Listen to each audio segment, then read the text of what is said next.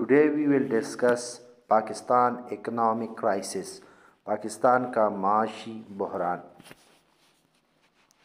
پاکستان کا معاشی بحران پیچیدہ اور کئی مختلف عوامل کی وجہ سے بڑھ رہا ہے، جن میں سیاسی عدم استحکام، عالمی مارکیٹس میں اتار چڑھاؤ، قرضوں کا بوجھ، توانائی کی کمی اور قدرتی آفات شامل ہیں۔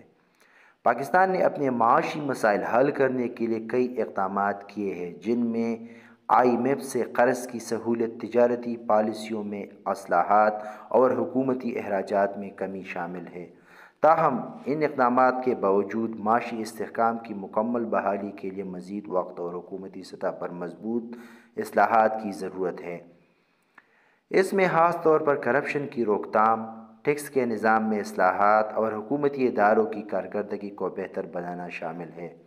پاکستان کے معاشی مسائل کا حل ممکن ہے، لیکن یہ اس بات پر منحصر ہے کہ حکومت کس حد تک مؤثر پالیسیز اور اقدامات اختیار کرتی ہے اور عالمی سطح پر اس کے ساتھ کیا تعاون حاصل ہوتا ہے۔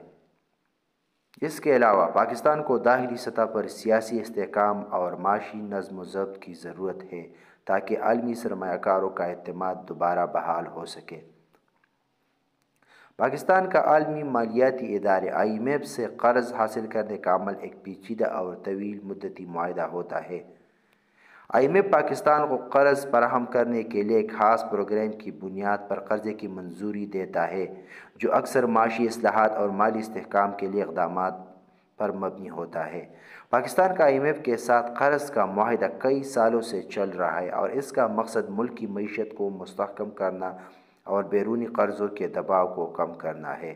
IMF سے قرض کے عوض حکومت کو مالی پالیسیوں میں اصلاحات لانے، ٹیکس کی وصولی بڑھانے، اخراجات میں کمی اور روپے کی قدر کو مستحکم کرنے جیسے اقدامات کرنے پڑتے ہیں۔ ان اصلاحات کی نگرانی IMF کرتا ہے اور کامیابی کی صورت میں مزید مالی امداد فراہم کرتا ہے۔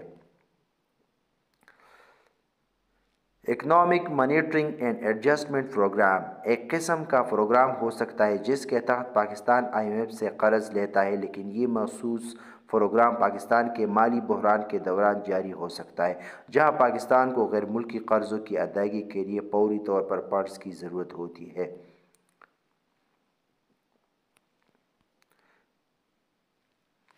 پاکستان کے لیے یہ قرضوں کا حصول ایک ضروری حکمت عملی ہو سکتی ہے، لیکن اس کے ساتھ ساتھ حکومت کو اس بات کو یقینی بنانا ہوگا کہ یہ قرضے اقتصادی ترقی میں مددگار ثابت ہو اور ملک کے معاشی حالات کو بہتر کرے۔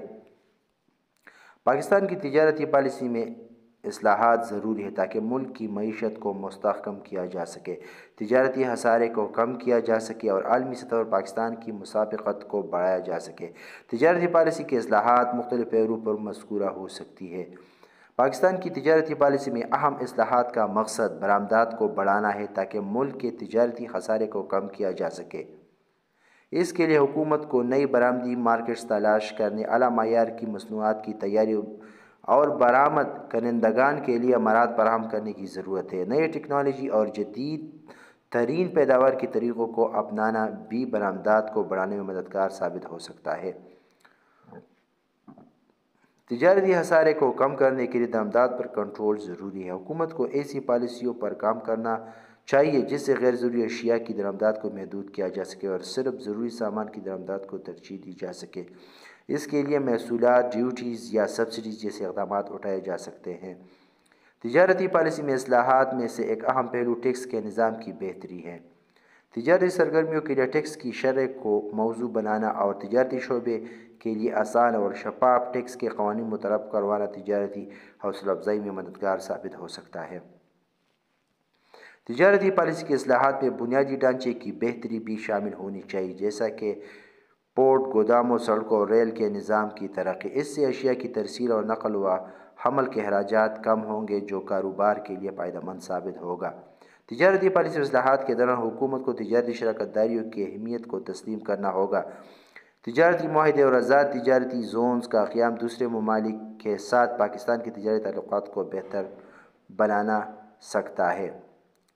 مقامی صنعتوں کو ترقی دینے کے لیے پالیسیوں میں اصلاحات کی ضرورت ہے تاکہ ملک میں زیادہ سے زیادہ مصنوعات تیار کی جا سکے اور برآمدات کے لیے تیار کی جا سکے۔ مقامی صنعتوں کو ٹیکنالوجی کی مدد سے جدید بنانا اور معیار کو بہتر بنانا ضروری ہے۔ دنیا بھر میں ای کامرس کا رجحان بڑھ رہا ہے۔ پاکستان کو بھی ڈیجیٹل پلیٹ فارمز کی ترقی پر توجہ دینی چاہیے تاکہ چھوٹے اور درمیانی درجے کا کاروبار عالمی مارکیٹس میں اپنا حصہ ڈال سکے۔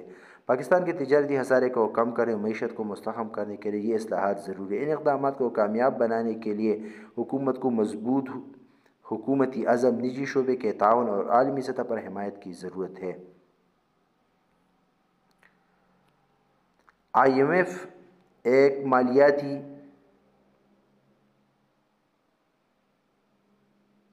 فنڈ، انٹرنیشنل مانیٹری فنڈ ہے۔ یہ ایک عالمی تنظیم ہے جو دنیا بھر کے ممالک کو مالی امداد اور مشورے فراہم کرتا ہے تاکہ وہ اپنے معاشی مسائل حل کر سکے۔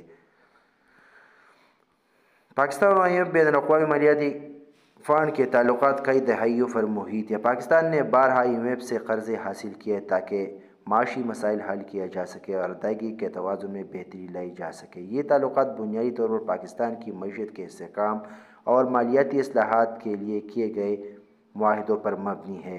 پاکستان نے 1958 سے لے کر اب تک IMF کے ساتھ تقریباً 23 پروگرامز کے تحت قرضے حاصل کیے ہیں۔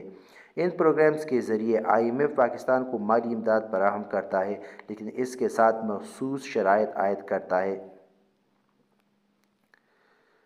ٹیکس بیس میں اضافہ، اخراجات میں کمی، خاص طور پر سبسڈیز میں، مالیاتی نظم و ضبط۔ نمبر 2، معاشی استحکام، روپے کی قدر کو مارکیٹ کے مطابق کرنا، تجارتی خسارے کو کم کرنا، بیرونی ادائیگیوں کو بہتر بنانا۔ نمبر 3، ادارہ جاتی اصلاحات، سرکاری اداروں کی کارکردگی بہتر بنانا، توانائی کے شعبے میں اصلاحات، نجی شعبے کو فروغ دینا۔ IMF پروگرام کے فوائد۔ نمبر 1، مالی معاونت، پاکستان کو بیرونی قرضوں کی ادائیگی اور مالیاتی خسارے کو پورا کرنے کے لیے فوری فنڈز ملتے ہیں۔ نمبر 2، عالمی اعتماد، IMF کے ساتھ معاہدہ دیگر سرمایہ کاروں اور اداروں کے لیے اعتماد کا باعث بنتا ہے۔ نمبر 3، اصلاحات کی رہنمائی، IMF اصلاحات کے لیے ایک واضح راستہ فراہم کرتا ہے جو معیشت کو مستحکم کرنے میں مددگار ہوتا ہے۔ نقصانات اور چیلنجز۔ نمبر 1، سخت شرائط، IMF اکثر سخت شرائط عائد کرتا ہے جن سے عوام پر بوجھ پڑتا ہے، جیسے اشیاء کی قیمتوں میں اضافہ، سبسڈیز کا خاتمہ، ٹیکسوں میں اضافہ۔ نمبر 2، مختصر مدتی فوائد، IMF کے پروگرام عموماً معیشت کو عارضی ریلیف دیتے ہیں لیکن طویل مدتی مسائل حل نہیں دیتے۔ نمبر 3، عوامی مخالفت، ان شرائط کی وجہ سے اکثر عوامی مخالفت کا سامنا کرنا پڑتا ہے۔ حالیہ صورتحال، پاکستان نے حالیہ برسوں میں IMF سے کئی بار قرضے حاصل کیے جن میں 2019 میں $6 ارب کا ایکسٹینڈڈ فنڈ فیسلٹی معاہدہ نمایاں۔ اس معاہدے کے تحت پاکستان نے کئی معاشی اصلاحات کیے لیکن ان پر عمل درآمد میں مشکلات کا سامنا رہا۔ مستقبل کے اقدامات۔ خود انحصاری، پاکستان کو بیرونی قرضوں پر انحصار کم کرنے کے لیے معیشت کو مضبوط بنانا ہوگا۔ ٹیکس کے نظام کو وسیع اور شفاف بنانا ہوگا۔ تجارتی خسارے کو کم کرنے کے لیے برآمدات بڑھانا ہوگی۔ درآمدات پر انحصار کم کر کے مقامی پیداوار